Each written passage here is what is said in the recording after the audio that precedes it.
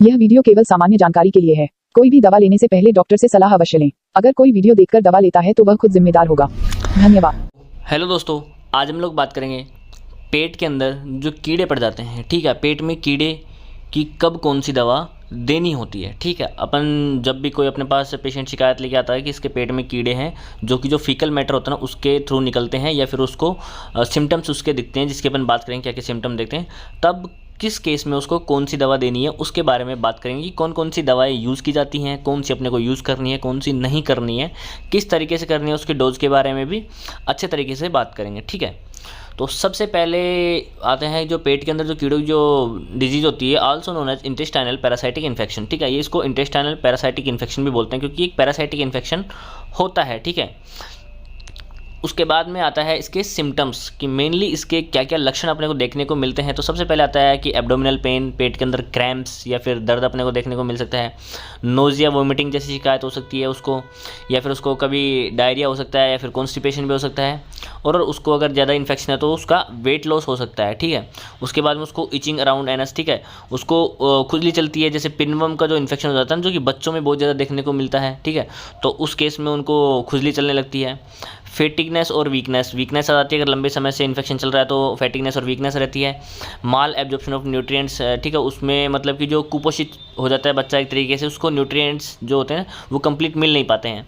Visible worms और segment in stool, ठीक है, कि अपने को जो स्टूल जो पास आउट होता है ना उसमें जो अपने को जो वर्म्स जो होते हैं, कीड़े जो होते हैं वो विजिबल होते हैं, दिखते हैं अपने को कि इसको इन्फेक्शन हो रखा है। तो ये सारे सिम्टम्स जो होते हैं वो देखने को मिलते हैं जब भी किसी को पैरासाइटिक इन्फेस्टेशन जो हो जाता है उस केस में। ठीक है, उसके बाद में जो बात आती है कॉजेज़ की कि आखिर ये किस कारण से होता है, तो ये मेनली जो होता है 3 या 4 जो बैक्टीरिया होते हैं उनकी वजह से होता है। तो कॉजेज़ में सबसे पहले आता है कंटामिनेटेड फूड और वाटर। कोई भी कंटामिनेटेड फूड और वाटर अगर अपन खा रहे हैं उनके थ्रू अगर कोई टेपवर्म या फिर जो कोई भी वर्म है उसका लार्वा वगैरह जा रहा है, या फिर जो वर्म जा रहा है तो वो इन्फेक्शन कर देगा। पुअर हाइजीन, साफ़ सफाई का ध्यान नहीं रखना, ठीक है, लंबे नाखून रखना, नाखून टाइम से नहीं काटना, और जो बिना हाथ धोए खाना खा लेना, उस केस में सॉइल कॉन्टैक्ट, ठीक है, जो मिट्टी के कांटेक्ट में ज़्यादा रहते हैं तो उससे भी इन्फेक्शन फैलता है। अंडर कुक्ड मीट, ठीक है, जो कि मीट जो अच्छे से पका हुआ नहीं होता ना उसके ऊपर क्या होता है, जो वर्म्स के जो लार्वाज होते हैं ना वो प्रेजेंट होते हैं, वो बॉडी में चले जाते हैं, फिर इन्फेक्शन क्रिएट कर देते हैं। क्लोज कॉन्टैक्ट, अगर किसी को इन्फेक्शन हो रखा है उसके क्लोज कॉन्टैक्ट में अगर आप रहते हो बार बार उसके पास में, जैसे अपन अगर उसके पास में सोते हैं या फिर और कोई कॉन्टैक्ट में रहते हैं किसी तरीके से, तो फिर वो इन्फेक्शन होने के चांसेस बढ़ जाते हैं। ठीक है, तो ये सारे कोजेज होते हैं उनके इन्फेक्शन होने के। ठीक है, उसके बाद में जो आता है ट्रीटमेंट प्रोटोकॉल की, ट्रीटमेंट उनका कैसे करना है, कब कौन सी दवा देनी है। लेकिन सबसे पहले अपन ये जो वर्म्स होते हैं उनके बारे में जान लेते हैं। तो राउंड वर्म का जो मेनली इन्फेक्शन जो देखने को मिलता है, round worm, tape worm, hook worm, pin worm और विप वर्म, ठीक है, इन सब का इन्फेक्शन जो होता है वो देखने को मिलता है। और ज़्यादातर बच्चों में पिन वर्म का इन्फेक्शन देखने को मिलता है, जिससे उनको खुजली बहुत ज़्यादा चलती है और बच्चों को बहुत ज़्यादा परेशान करती है। ठीक है, तो सबसे पहले अपन बात करते हैं ब्रॉड स्पेक्ट्रम ड्रग डोजेस की कि आखिर कौन कौन सी ड्रग्स जो होती हैं वो यूज़ की जाती हैं। तो सबसे पहले आता है टैप मैबेक्स, ठीक है, मैबेक्स जिसके अंदर आता है मेबेंडाजोल 100 mg। ठीक है, तो मेबेंडाजोल 100 mg की जो यहाँ पे लिखा है ब्रॉड स्पेक्ट्रम एंटी हेलमिंथिक मतलब कि जो कि हेलमिंथिस जो होते हैं, जो वर्म्स जो होते हैं ना उसके इन्फेक्शन को रोकने वाली, या उनको जो फिर जो कीड़े जो होते हैं या जो इन्फेक्शन जो हो रहा है पैरासाइट उसको किल करने वाली जो ड्रग्स होती है ना उसको बोलते हैं एंटी हेलमिंथिक ड्रग्स। ठीक है, तो सबसे पहले जो मैबेक्स 100 mg की जो टैबलेट होते हैं ना उसको यूज़ किया जाता है। इसको एक टैबलेट सुबह शाम दिन में 2 बार यूज़ कर सकते हैं। इसको इन्फेक्शन के हिसाब से कंटिन्यूसली 3 दिन तक इसको यूज़ किया जा सकता है। ठीक है, उसके बाद में सेकंड नंबर पे जो टैबलेट आती है वो है जेंटल 400, जो कि एल्बेंडाजोल, जो कि वाइडली यूज़ की जाती है। सबसे ज़्यादा लोग इसी टैबलेट को यूज़ करते हैं क्योंकि वो ज़्यादा इफेक्टिव भी है, और ये भी एक जो ब्रॉड स्पेक्ट्रम जो एंटी हेलमिंथिक ड्रग्स के अंदर आती है, और बहुत ही अच्छा रिजल्ट इसका देखने को मिलता है। लेकिन इसकी डोज के बारे में शायद आप लोग कन्फ्यूजन हो सकता है, तो अगर आपको पता है इसकी डोज क्या होती है, कब कैसे देनी होती है, क्या अपन इसको सिर्फ वीकली एक बार दे सकते हैं या फिर अपन इसको ज़्यादा बार भी दे सकते हैं, उसके बारे में आप मेरे को कमेंट में बताइए।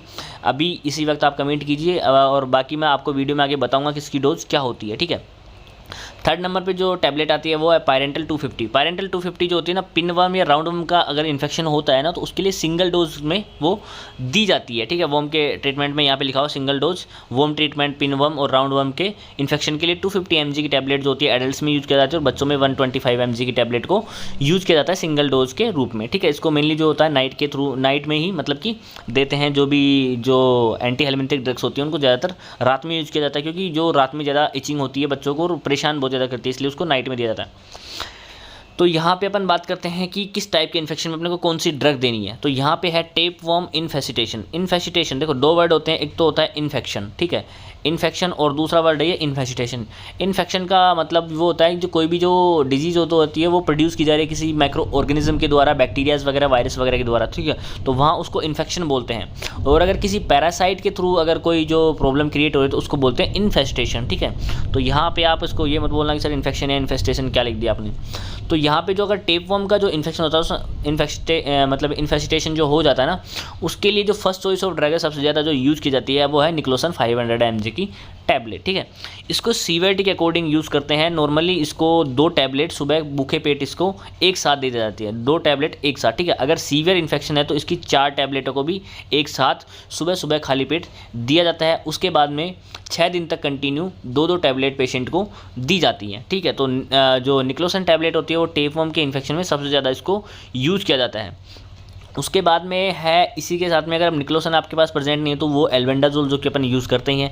तो एल्बेंडाजोल 400 mg की जो टैबलेट होती है, ठीक है, इसको सिंगल डोज के रूप में यूज़ किया जाता है। इसको सप्ताह में सिर्फ आपको एक बार देना है और एक सप्ताह बाद में इसको आप रिपीट कर सकते हो। तो एल्बेंडाजोल 400 mg की टैबलेट या तो आपको ये देनी है या फिर ये देनी है, दोनों में से एक टैबलेट देनी है। रात को सोते टाइम पे आप उसको दे सकते हैं और इसको सुबह भूखे पेट दिया जाता है। एल्बेंडाजोल रात को दे सकते हैं, ठीक है। उसके बाद में सेकंड नंबर पे आता है थ्रेडवर्म इन्फेक्शन। थ्रेडवर्म इन्फेक्शन में सबसे ज़्यादा जो टैबलेट यूज़ की जाती है वो है एल्बेंडाजोल 400। अब इस टैबलेट को अगर इन्फेक्शन नॉर्मल है, ठीक है, शुरुआत के 1-2 दिन में अगर टैबलेट ले रहे हैं तो सिंगल डोज से भी ट्रीटमेंट हो जाता है, ठीक है, सिंगल डोज भी दे दी जाती है। लेकिन अगर इन्फेक्शन सीवियर है तो उस केस में क्या किया जाता है, एक टैबलेट सुबह और एक टैबलेट शाम को पेशेंट को बीडी टैबलेट दी जाती है 3 दिन के लिए, फॉर द 3 डेज़ के लिए ये टैबलेट दी जा सकती है, ठीक है, अगर सीवियर इन्फेक्शन है तो उस केस में, ठीक है। अभी तक आप लोगों ने एल्बेंडाजोल को सिर्फ मोस्टली केसेस में अपन एक बार यूज़ करते हैं तो वो हो जाता है क्योंकि इतना सीवियर इन्फेक्शन होता नहीं है। लेकिन ज़्यादातर अगर इन्फेक्शन ज़्यादा सीवियर होता है ना तो उसको सुबह शाम दिन में 2 बार 3 दिन के लिए भी दिया जा सकता है, ठीक है। तो एल्बेंडाजोल को इस तरीके से भी अपन यूज़ कर सकते हैं।